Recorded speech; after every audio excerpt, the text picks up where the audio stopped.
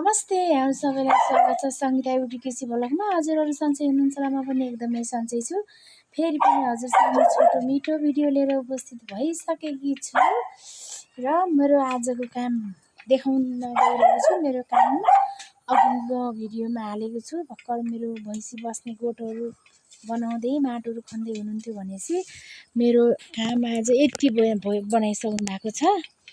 अनि यहाँनिर यस्तो थियो, यहाँनिर तुलसीको मैरा थियो नि त, त्यसलाई बिगारेर फेरि नयाँ तुलसीको मैरो यहाँ बनाउँछौँ। अनि मेरो भैँसीको गोठ फेरि यहाँ बन्छ, त्यहाँ बँदेलको खोर छ, त्यहाँ मल फाल्ने ठाउँ छ भनेपछि यतातिर मेरो बाख्रा पाठा भैँसीको यहाँ यस्तो भएको छ नि त। पहिला अगाडि एउटा उसमा राखेको छु नि मैले, भैँसीको यहाँनिरबाट भित्रको गोठभित्रबाट पाइप लगेर गएको छ, पानीको पाइप हालेछ नि त, अनि त्यो फुटेर एकदमै डिस्टर्ब हुन्छ। त्यस कारणले गर्दाखेरि मेरो गाईहरू यस्तो हिलो छ, बस्नेको ठाउँहरू अनि भैँसीको ठाउँ यस्तो छ नि त हिलो। त्यस कारणले अब फेरि यहीँ बनाउने भन्ने हाम्रो सल्लाह त थियो। फेरि फुट्न सक्छ नि त, पाइप फेरि फुटेर त्यस्तै हुन्छ।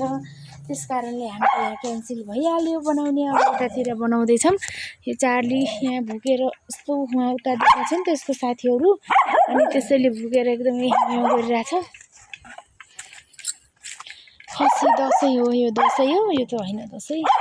ब्रोइलर यत्रा भइसकेको छ, यति 4वटा मात्रै छ, सबै खाइसकेको छ। यतातिर हतालिङ्ग भइसकेको छ भनेपछि आज चाहिँ मेरो घरमा काफल जेठको महिना मेरो एउटा यो घरको नानी के छ नि साथी, यो घरको नानी नजिकैको हो।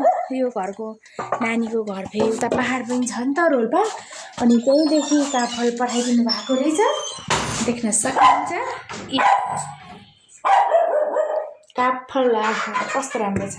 ल भिडियो हेर्दै गर्नुहोला साथीहरू है। साथीहरू मेरो भिडियोलाई हेरेर साथ दिनु होला है, साथ सपोर्ट दिनु होला। हजुरहरूले जसले मेरो भिडियो हेर्नुहुन्छ त्यहाँले कमेन्ट गर्नु होला, अनि म पनि हजुरलाई सब्सक्राइब गरिदिन्छु। मेरो च्यानललाई सब्सक्राइब गरिदिनु होला। अब भन्न सजिलो हुने रहेछ, अलि धौरै हुँदो रहेछ युट्युबमा भिडियोहरू बनाउन।